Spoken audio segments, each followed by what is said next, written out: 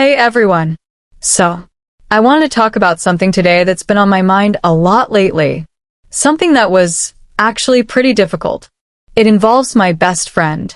And, friendships, especially the really deep, long-lasting ones, they can be amazing, right? Like, the absolute bedrock of your life. But they can also be complicated. Sometimes, even the best relationships hit these points where something has to give, or something has to change. I guess I should start by talking about Maya. That's not her real name, but we'll call her Maya. We've been best friends since we were maybe 7?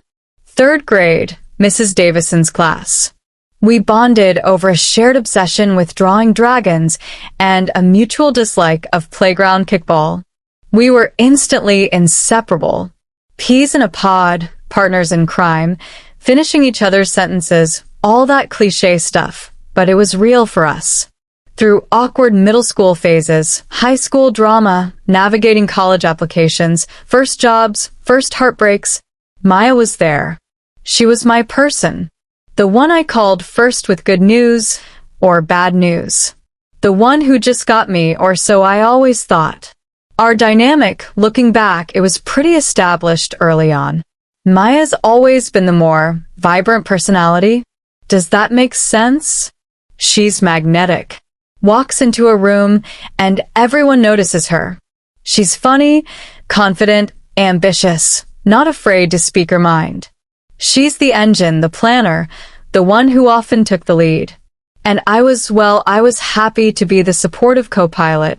I'm naturally quieter, more of an observer, maybe a bit of a people pleaser if I'm being honest. I hated conflict. Really hated it. I would often just go along with things, even if I wasn't entirely thrilled, just to keep the peace, especially with Maya. Because our friendship felt so important, so foundational, I didn't want to rock the boat. I figured her decisiveness balanced my indecisiveness, and mostly it worked. For years and years, it worked. But over time, maybe the last year or two, subtle things started to shift.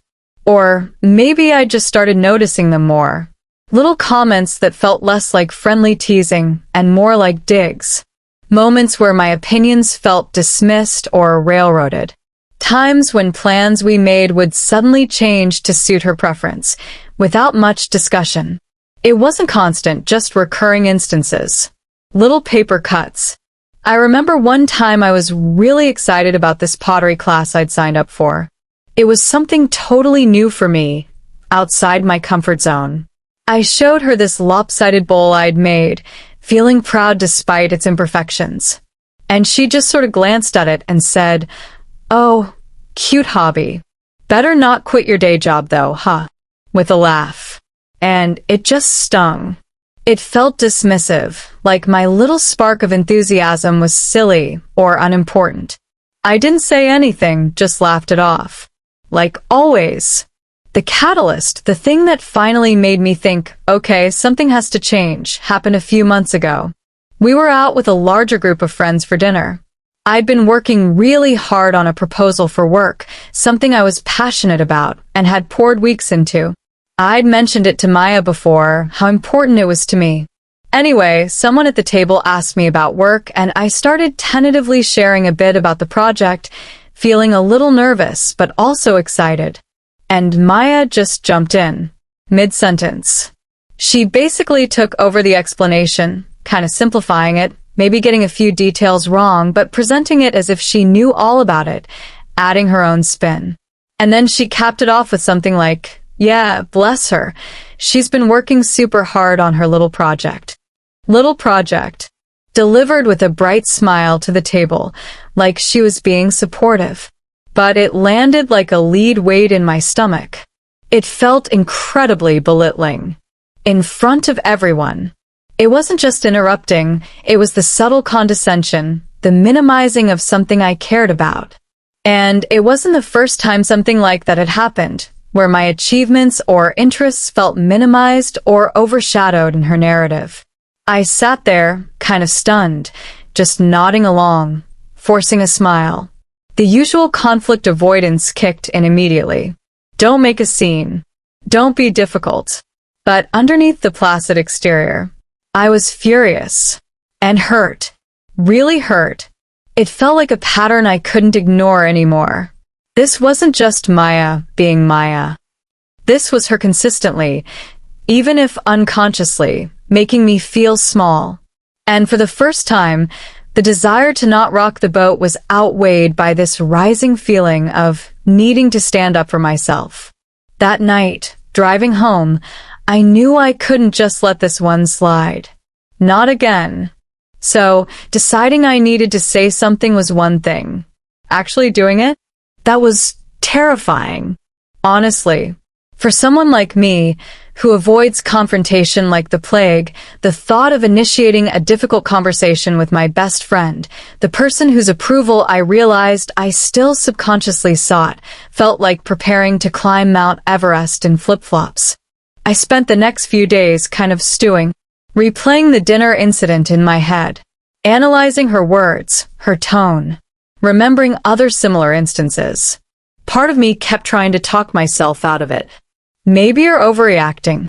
She didn't mean it that way. Is it really worth risking the friendship over? All those familiar voices of self-doubt and fear.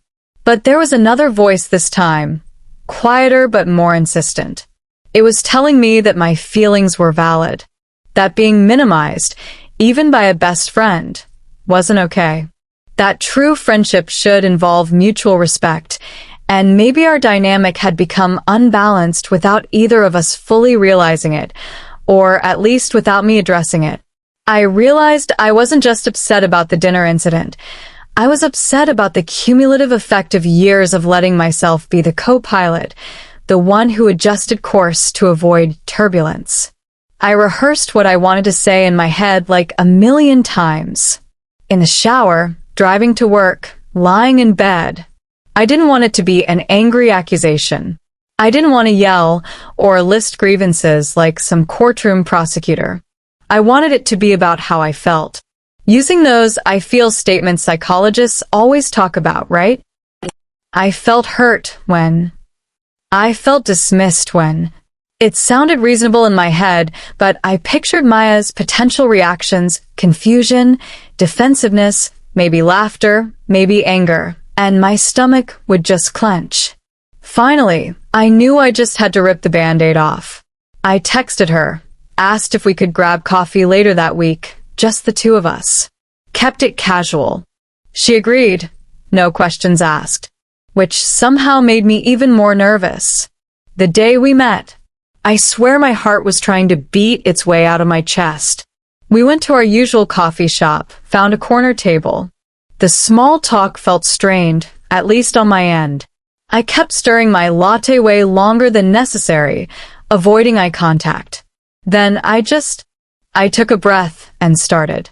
I think I said something like, "Maya, hey, there's something I wanted to talk about and it's kind of difficult for me."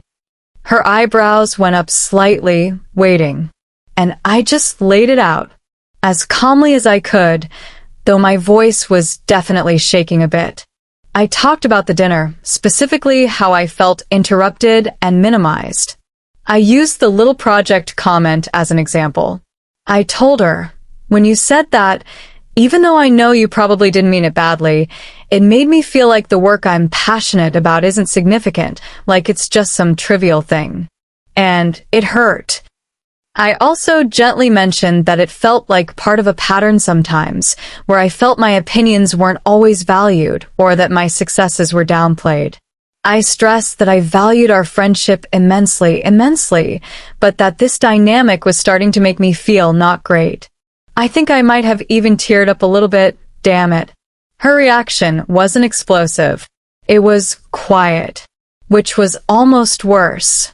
She looked genuinely surprised at first, like completely blindsided. Then her expression shifted to something defensive, maybe a little guarded. She said something like, "Wow. Okay. I had no idea you felt that way." Then the justification started. "I definitely didn't mean it like that. You know I'm your biggest cheerleader. I was just trying to be funny/supportive. You're being way too sensitive about this." Hearing the "you're being too sensitive" line, that stung too. It felt like another dismissal. But this time something in me just held firm. Instead of immediately backpedaling and saying, "Oh, you're right, sorry, forget I said anything," which is what old me would have done 100%, I just held her gaze. I remember saying, very quietly but clearly, "Maybe I am sensitive. But that doesn't change the fact that it hurt me." And that's how I felt. There was this silence then. A really long, incredibly awkward silence. Neither of us knew what to say next. She wasn't apologizing, not really. But she wasn't arguing aggressively either. She just looked uncomfortable, maybe a little annoyed. The air was thick with unspoken things. All the years of our friendship, the easy camaraderie, suddenly felt fragile, precarious. I had finally rocked the boat, and now we were both just sitting there, watching the ripples spread out, wondering if we were about to capsize. We finished our coffees mostly in silence. The goodbye hug was brief, stiff. Awkward doesn't even begin to cover it. Walking away from the coffee shop that day, I felt this weird mix of emotions. Relief, definitely huge, shaky relief that I'd actually done it, said the hard thing. But also terror. Absolute terror that I'd just blown up my oldest friendship. And a surprising, fragile little flicker of pride. Pride that I had finally valued my own feelings enough to speak up for them. But mostly, overwhelming uncertainty. What happens now? So, what happened next? Well, it wasn't dramatic. There wasn't a big tearful reunion the next day, nor was there a final, friendship-ending blow-up. It was quieter than that. More realistic, I guess. There was definitely a period of weirdness afterward. A few days of silence. Texts felt hesitant, calls less frequent. When we did hang out, usually in group settings at first, there was a definite carefulness. Like we were both treading lightly, unsure of the new ground rules. It was awkward. Sometimes painfully so. Moments where, before we would have easily slipped into banter, now felt stilted. Did Maya ever give me a grand, heartfelt apology, fully owning her part in the dynamic? Not exactly. There wasn't one single moment where she completely saw things from my perspective. What did happen, slowly, over weeks and maybe months, were subtle shifts. There was one conversation, maybe 2 weeks later, initiated by her, where she said something like, "Hey, I've been thinking about what you said. And while I still don't think I ever meant to hurt you, I'm sorry that I did. And I'll try to be more aware." It wasn't perfect. Part of me wanted more acknowledgement. But it was something. It was an opening. A crack in the defensive wall. And I started noticing small changes. She'd consciously make an effort to ask my opinion and actually listen to the answer. She'd catch herself sometimes, maybe mid-interruption, and pull back. She celebrated a small win I had at work with genuine enthusiasm, without any qualifiers. They were small adjustments, but they felt significant. On my end, things changed too. Having spoken up once made it incrementally easier to do it again, albeit still nerve-wracking. If she made a comment that rubbed me the wrong way, instead of swallowing it, I might gently say, "Ouch, Maya, that kind of stung," or "Actually, I see it a bit differently." Sometimes she'd get defensive again, but sometimes she'd pause and maybe even backtrack. I learned that I didn't need to win every exchange. I just needed to honor my own feelings and boundaries. Our friendship now, it's different. Maybe not as effortlessly easy as it was in the before times, when I was happy to just go along. There's an awareness between us now that wasn't there before. Sometimes I miss the old simplicity, the comfortable ignorance. But honestly, I think our friendship is actually healthier now. Maybe stronger, in a weird way. Because it feels more real, more balanced. It's based less on an assumed dynamic and more on conscious choices and mutual respect, even when it's hard. We still disagree, We still have our different personalities, but there's more room for both of us to be fully ourselves within the friendship. Standing up to Maya wasn't just about her. It was profoundly about me. It was about recognizing my own worth, validating my own feelings, and finding my voice, even when it shook. It taught me that true strength isn't always about being loud or dominant. Sometimes it's about the quiet courage to speak your truth, kindly but firmly. It showed me that conflict doesn't have to mean catastrophe. Sometimes, navigating it, however awkwardly, can lead to growth, both personal and relational. So yeah, That was the day I stood up to my best friend. It wasn't easy, and the outcome wasn't instantaneous or perfect. But it was necessary. For me, and ultimately, I think, for the friendship too. It redrew the lines in a way that felt more honest. It makes me wonder, have you ever been in a situation like that?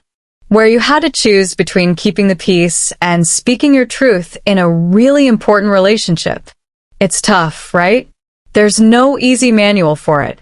But learning to value your own voice, I think that's a journey worth taking, even if it's scary. Thanks for listening to my ramble. take care.